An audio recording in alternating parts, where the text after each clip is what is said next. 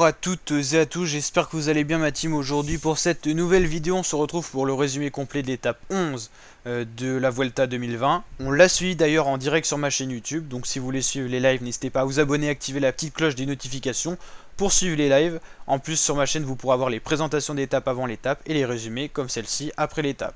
Le live est toujours disponible en rediffusion sur ma chaîne dans la playlist Vuelta rediffusion live, c'est parfait.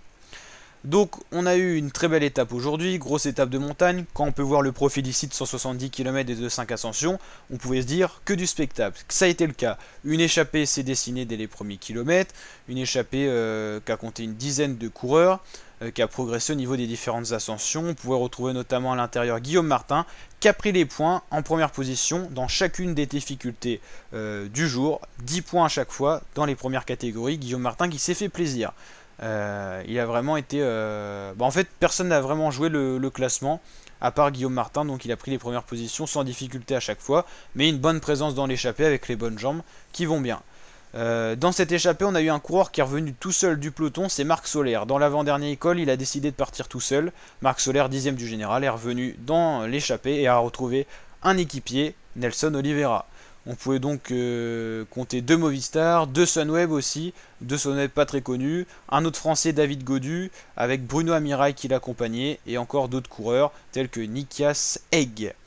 Donc l'échappée a progressé tranquillement, jamais trop d'avance, mais toujours à peu près 2-3 minutes. C'était le cas en haut par exemple du Puerto de San Lorenzo.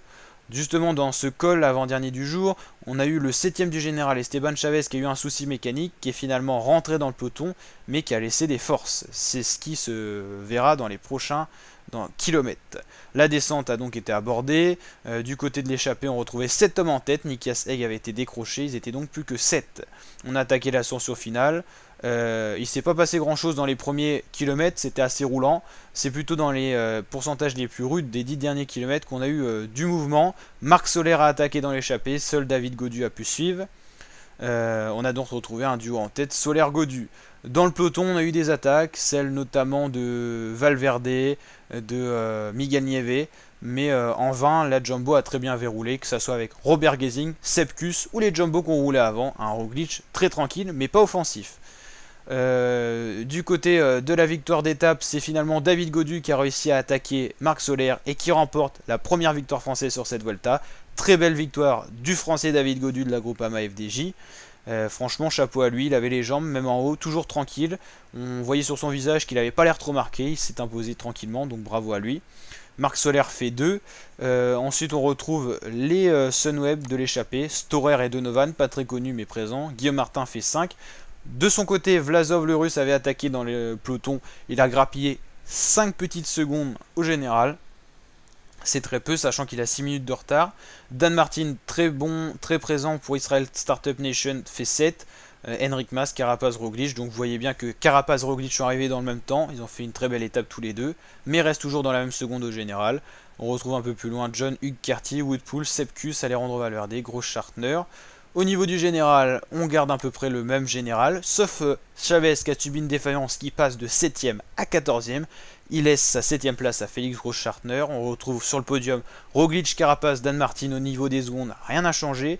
Hug Carty toujours 4ème, Henrik Mas, Marc Soler fait son retour bien ancré dans le top 10 avec cette échappée, il passe de 10 à 6.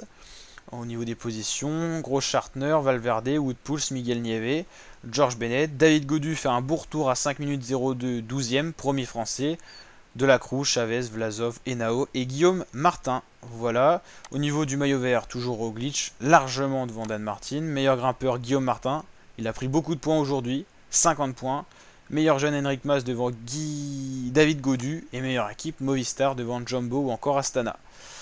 Si cette vidéo t'a plu, n'hésite pas à la liker, à la partager, à t'abonner, à activer la petite cloche des notifications. Et je te dis à très bientôt pour de nouvelles vidéos, de nouveaux résumés et bien sûr pour suivre cette Vuelta. Allez, ciao!